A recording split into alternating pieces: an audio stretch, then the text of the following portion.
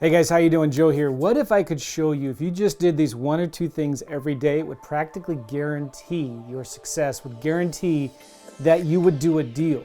And if you did them consistently, you would do one or two deals every month. Would you be interested in that? Well, I'm going to talk to you on this video today about the importance of creating a marketing plan. And let me tell you kind of first why this became so important to me. I got started in real estate doing deals part-time here and there. I was kind of a professional student, studying a lot, buying a lot of courses and programs and coaching programs and spending a lot more money on my education than I was making. And I was getting really frustrated. And I remember my coaches at the time telling me, hey Joe, you're not in the real estate investing business, you're in the marketing business. And you need to figure out, okay, how do you get this marketing done for you in spite of you? So to get the marketing done for you in spite of you, you need to have a plan. You need to have a marketing plan. And I'm going to be talking about that on this video, how to create a real simple marketing plan that's not overwhelming, but forces you to focus on what's most important in your business. You know, what's more important in your business? Creating a website? Is it getting a business card, getting a logo, getting a business plan? No. What's most important is marketing. Everything is marketing, and marketing is everything. So I'm going to show you how to create a real simple marketing plan that will keep you focused. Now, there's a lot of advantages to having a marketing plan, but one of the biggest advantages is accountability. It forces you to focus on the most important things. So you start tracking your numbers, you start tracking your KPIs, your key performance indicators, and you should know your numbers. In fact, I tell a lot of people who are experienced already and doing a lot of deals, if you don't know your numbers, you don't have a real business. You need to know your numbers. So if you want to make $5,000, $10,000 a month, you should know how much marketing you have to do to get to that target, all right? So a marketing plan basically starts with that. It starts at the numbers, your revenue targets, and it works backwards from there. So the biggest advantage to having a marketing plan is it keeps you focused on what's most important, and it holds you accountable to what's most important, because now you're going to start tracking your numbers every day. You're going to know every day, every week, if I do one or two of these things, maybe three or four, the better you get, the more experienced you get. If I do these things every day, every week, then I'm going to do deals and I'm going to make money. And eventually you get to a place where you now give this marketing plan to a virtual assistant. You give it to your kids, you give it to somebody, and you say, hey, I want you to do this for me, all right? So many times I'll say, when you get a virtual assistant, the first thing that they should be doing for you is all of your marketing. They should be focused on, number one job priority is getting you leads. Because if your pipeline is full of leads, you're going to do deals, all right? So the marketing plan holds you accountable.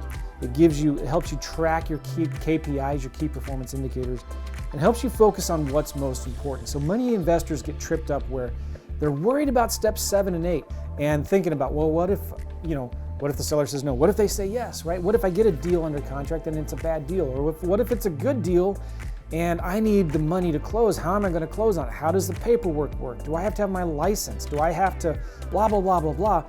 And they're worried about all of these step 7 and 8 things. You know, what am I going to do? What ifs?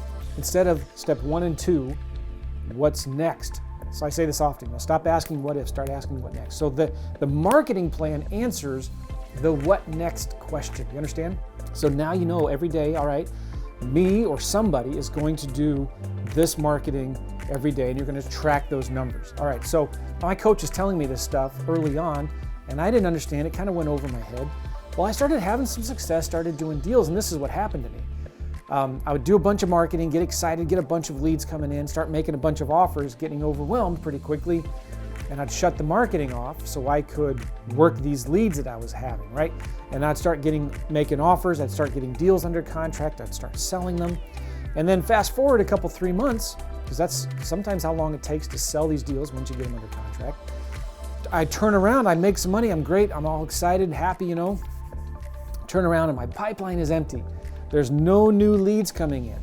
And I'm scratching my head thinking, oh no, what's going on here? And then that money quickly dries up. And now you're going through this vicious roller coaster, this up and down cycle of making a lot of money and not making money. Making money, not making money. All because your marketing isn't consistent. Your marketing isn't consistently going out the door. You don't have a marketing plan in place where somebody, if it's not you, it's maybe a virtual assistant, maybe it's a direct mail company, maybe it's a Facebook ads company or whatever. somebody's doing that marketing for you in spite of you, and it just gets done, then you go through those ups and downs and you weather the storm. That's how you grow a real business, all right? So we're not about just learning how to do a deal. We're all about, let's build a business that does deals. Do you understand the difference there? I don't want you to treat this like a hobby. I want you to treat this like a business. And the first step into treating this like a business is to have a marketing plan.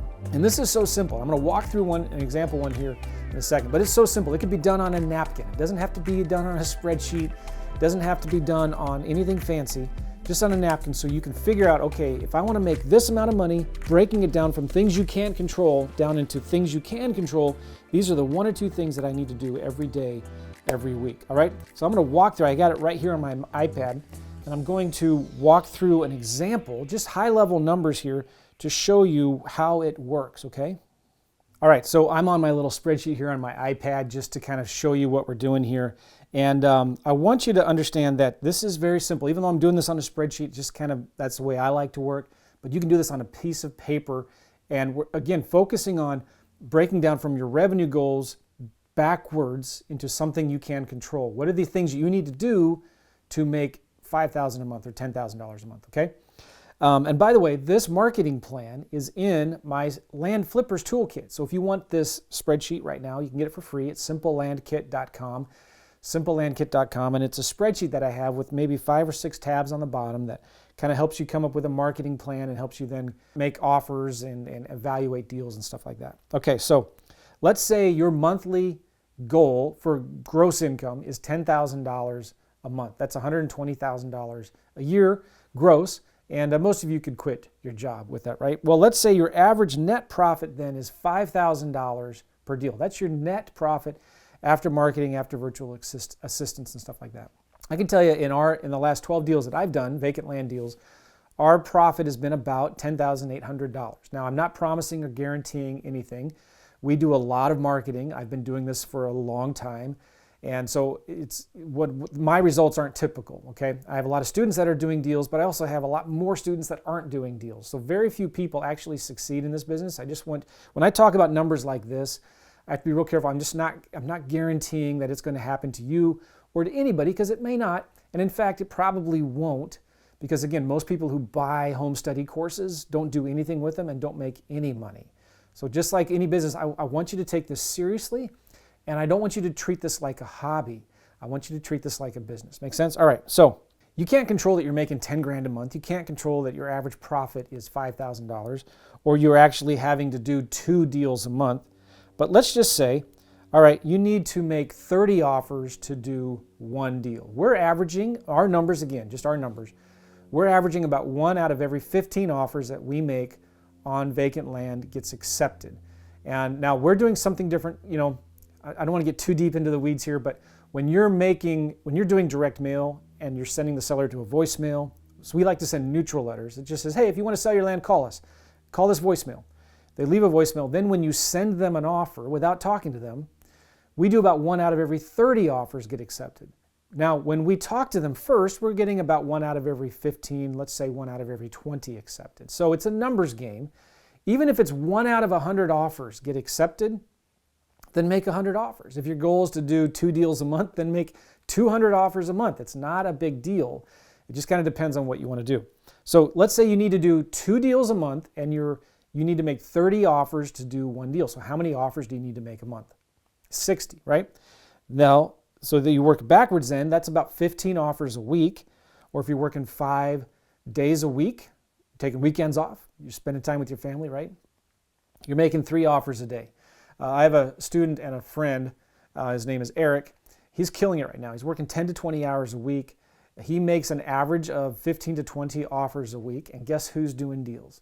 This guy, Eric, is doing deals, right? Just keeping it super simple. He's not talking to sellers. He's just making a lot of offers. I say, there's no problem in business that making offers can't fix. It doesn't matter what business you're in. So this is why we're doing this stuff, okay? If you want to make money, right, you got to do deals. If you want to do deals, you've got to make offers. If you want to make offers, you got to talk to sellers. If you want to talk to sellers, you got to do marketing. So we're coming back down to this marketing, the fundamental of everything. All right, so let's say now all right, if I want to make 10 grand a month, I need to make 3 offers a day, 5 days a week, 15 offers a week. Let's say you make offers on 85% of the leads that come in, which means then you need about 70.6 leads per month, 17 leads per week, or 3.5 leads a day. So what kind of marketing are you going to do to get 3 to 4 leads a day? It's really simple. I don't want you to think that you've got to do 500 things. I want you to just do 1 or 2 things every day or every week. And this is where we kind of go into this, okay? So my spreadsheet now, you break this up into leads from direct mail and leads from prospecting. So I love direct mail, but sometimes you guys, you're just getting started. You may not have a lot of money to spend on direct mail, and I get it. So if you're just getting started, maybe you don't do as much direct mail, but you do more free types of marketing, which I call prospecting. That's where you're outbound trying to reach people. Direct mail is more inbound. So let's say 25% of your leads that you need every week comes from inbound direct mail, and then 75% comes from outbound prospecting. So that means you're going to need about 4.4 leads per week from direct mail. And if your average response rate is 3%, and maybe I can do a video on this later, but one of my favorite forms of marketing is a crumpled up yellow letter. And this is awesome, where you basically are writing a letter, and I'm married, and I find that letters that come from a woman get a higher response rate than letters that come from a man. I know it's sexist, but this is the way it is. It works, all right? So I'll make a letter, handwritten letter. Hey, my husband and I are looking to buy a house. We're looking to buy some vacant land in the area, and we were wondering if you wanted to sell your property at 123 Main Street, or if you wanted to sell your 0.5 acre lot in XYZ town. If you're interested, please call me. Thanks, Victoria. And it's just a handwritten letter. And you could have your kids do this, or you could just handwrite one of them and photocopy 20 or 30 of them every day and send it out. But then this is the thing. I like to do it on yellow pad legal paper. You write the letter out and you crumple it up, and then you fold it back out into fourths, into quarters, and you stick it in an invitation envelope, and you hand address the envelope with a live stamp on it, okay? Now, normally with our letters, our typed letters, in a window envelope, we get 2% response rate maybe with those, okay? With these handwritten, crumpled up letters, we're getting 5 to 10% response rates. And I've had students that get 20% response rates. It works crazy. Why? Because the envelope is a little thick. It's got some thickness to it, right, because of the crumpled up paper. And when they open up the flap, well, first of all, the envelope is handwritten with a real stamp on it, and that increases their curiosity factor. And they open the flap and they see that there's a crumpled up piece of paper, and they're like, what is this, And then they open it and they read it. So the response rates are much higher because it's personal. And it's coming from a woman. My husband and I are looking to buy some land. We're looking to buy a house or whatever. And we just want to know if you're interested in selling, or, if you would, and I used to do this for houses, we do this with lease options. We'd send these letters and say, hey, my husband and I are looking to buy a property, but we want to rent it for a year or so first. If that might work for you, please call me, okay? That letter works like crazy. Anyway, so if you don't have a huge budget, what if you just did 15 or 20 of those every night while you're watching TV, right? Just handwrite these letters, or handwrite one of them, make a photocopy of them, handwrite the envelopes, put some stamps on it. It works like crazy. Trust me, I promise you. All right, so if you need 4.4 leads per week doing direct mail, and you're getting a 3% response rate using that crumpled up letter, that works out to be about 30 letters a day that you send. Now, if you bump your response rate up to 5%, then you need to send 17 or 18 letters per day. So somewhere between 20 to 30 that you could do every day, 5 days a week, or it's on a Saturday, sit down and do 150 of them or whatever, okay? You're going to get enough leads to then meet your goals. Now, prospecting, let's say, well, you're going to need, on this example here, you're going to need about 13 leads per week from prospecting. And on average, you're going to spend, for every hour of prospecting that you're doing, depending on who you're targeting and whatnot, you're going to get 1 to 2, maybe 3 leads per hour. Now, I just did a Saturday workshop for my students, and we went and picked a new market. We did a bunch of marketing, and this was awesome. We picked a market, we pulled a list, we skip traced it, and we had my VAs cold calling them. I had 2 VAs doing cold calling, and within 1 hour, we had 10 leads. So that's about 5 leads per hour. Isn't that right? Per VA. I couldn't believe it. So, those numbers are, again, I'm not promising that, but if you're doing cold calling yourself, or if you have VAs do it, you should get 1 or 2 or 3 leads per hour. And the thing I love about cold calling for vacant land is our response rates for mail and for cold calling are 3, 4, 5 times higher for vacant land leads than there are for houses, because there's just not as much competition for them. Let's say we get 1.5 leads per hour from outbound prospecting. And in prospecting, that could be cold calling, texting, voicemails, personalized one-off voicemails, not voicemail blasts, and that kind of stuff, all right? So that means what? You need to do 1.8 hours or 2 hours a day cold calling. So now you scroll down here, and this is what I want. This is the whole point of what I'm saying here. You should have written on a napkin, on a Post-it note or something, what are you now going to do every day? Maybe it's as simple as send 20 letters a day and do 1 hour of prospecting a day. Okay, then you're going to start tracking your numbers every day. How many letters did you send that day, that week? How many hours of prospecting did you do? How many calls did you make? How many text messages did you send? How many emails did you send? How many voicemails did you send? Things like that, okay? That's where you start tracking your numbers. And then the most important number, because I say this all the time, if you want to have success in this business, I'm going to do another video on how to talk to sellers, but you should be talking to 3 or 4 or 5 people a day. All right, and maybe that's all that's in your scorecard, right? You're talking to 5 people a day, you're going to do deals. And then you make at least, our spreadsheet here says we need to make 3 offers a day. All right, so if that's like the most important number to track in all of this marketing, now that you know what marketing you need to do every day and you start doing it, you're going to see what works and what doesn't. You may find out, man, cold calling is horrible, I hate doing it. I'm getting better results with texting, I'm getting better results with emailing, I'm getting better results with the letters. So you do more of that. You start tracking your numbers and you start to see where your deals are coming from. And the more you do this, you're going to start realizing, all right, if I want to make $10,000, I need to send 5,000 postcards, right? I need to do 10 hours of cold calling. I need to send 1,000 text messages or contact 50 realtors. On average, you're going to learn these numbers as you start tracking your KPIs, okay? So this is the most important thing I want you to get out of this. You need to have a marketing plan, okay? Break down your income goals down into things you can control. Keep it simple. Keep it on a napkin, all right? If you want to do 2 deals a month, if you want to do 1 deal a month or 10 deals a month, it doesn't matter. You track your numbers, and then you realize, all right, I need to send 20 letters a day, 1,000 postcards a week, or I need to have VAs do 4 hours of cold calling a day, or whatever it is, right? Now you've got your action plan. Now you ask yourself, how can I do none of this? How can I get somebody else to do this all for me? How can I get my marketing done for me in spite of me? Now you take that, you build a system around it, and then you give it to somebody else to do. Maybe it's a direct mail company, maybe it's software, maybe it's virtual assistants, maybe it's cold calling VAs, whatever it is. Now you get that off your plate as soon as possible and you give it to somebody else to do for you. All right? I hope this is helpful for you because this is so critically important for your success, okay? We're not in the real estate investing business, we're in the marketing business. So the sooner you get that marketing done for you in spite of you, get those 1 or 2 things. Start off small. Don't give 6 things onto your list. Keep it simple, not overwhelming. Get 1 or 2 things. Learn how to do those 1 or 2 things yourself, okay? And then hire a virtual assistant to do it.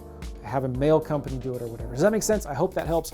And if you want this marketing plan, the spreadsheet that I was just sharing with you again, go to simplelandkit.com right now to check it out. It's completely free, and there's a bunch of other cool things in there as well.